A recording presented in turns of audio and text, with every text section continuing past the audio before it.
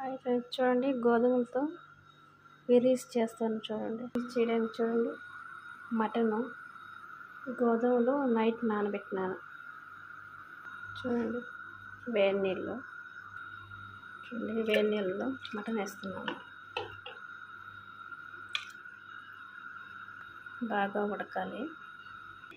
చూడండి మటన్ కొద్దిగా ఉడికింది కదా, వెరీస్ వేద్దాం.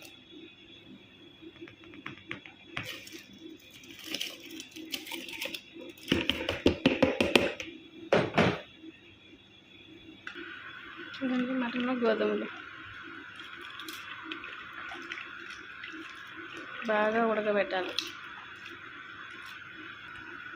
చూడండి ఒక టమాటా,